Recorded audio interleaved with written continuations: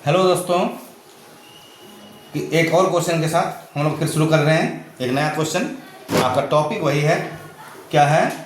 Class 8 का one variable जो है लीनियर इक्वेशन है, वर्ड प्रॉब्लम है। एक्सरसाइज क्या है? 8B है। एक वेरिएबल है क्वेश्चन, क्लास 8 है तो वन वेरिएबल ही रहेगा, वर्ड प्रॉब्लम्स है। ठीक है, तो हम लोग क्वेश्चन को पहले पढ़ेंगे। An altitude of a triangle is 5/3 the length of its corresponding base।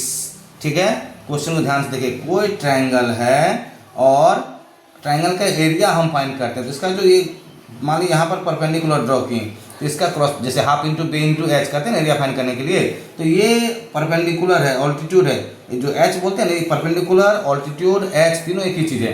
तो ये परपेंडिकुलर किस पर है? नीचे वाले लाइन पर है, तो ये इसका बेस होगा। मान लीजिए ये ए है, ये डी है, परपेंडिकुलर है किस पर? ये बीसी पर है। तो ए डी होगा एच और बीसी होगा base. Half into base into height बोलते हैं ना, इस तरह होगा। अगर हम लोग इधर से परपेंडिकुलर ड्रॉ कराएंगे ऐसे करके, तो उस केस में मान लीजिए ई है तो बी होगा एच और ए सी होगा बेस। तो अभी हमको यहाँ पर ट्राइंगल नहीं समझाना है, जस्ट क्या करना है, लेट कर देना है कि कोई भी है। An altitude of a triangle is 5/5 the length of its corresponding base। Altitude जो है बेस का 5/3 है। तो मानना किसको? लेट आंसर में जो क्वेश्चन लास्ट में है, find the base and altitude, दोनों फाइंड करना है हमको। तो हमको पहले क्लू देखना होगा। क्लू क्या है? N altitude of A triangle is 5/3 the length of its corresponding base. Altitude dependent है किस पर? बेस पर। तो बेस को लेट करेंगे।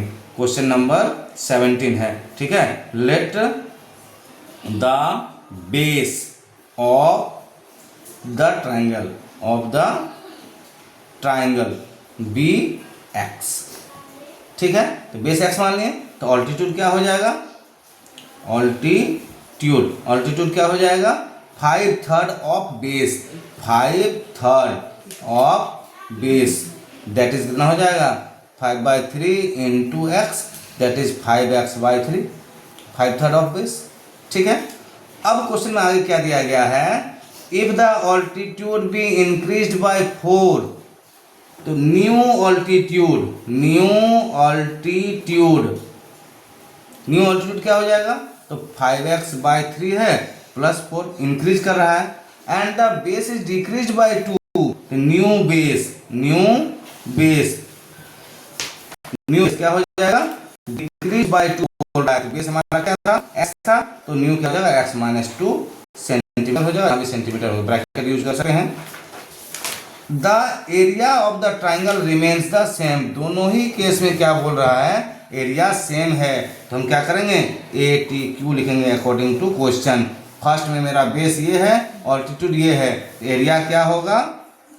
x into 5x/3 equal to, second case में मेरा ऑल्टीट्यूड है 5x/3 प्लस 4 इंटू x-2 हो जाएगा।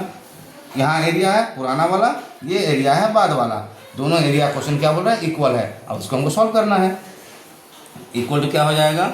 5x² और यहाँ पर हो जाएगा 5x²/3, फिर माइनस हो जाएगा 5 × 10x/3। इस फर्स्ट से दोनों को इंटू किए, फिर सेकंड से प्लस 4x और -8।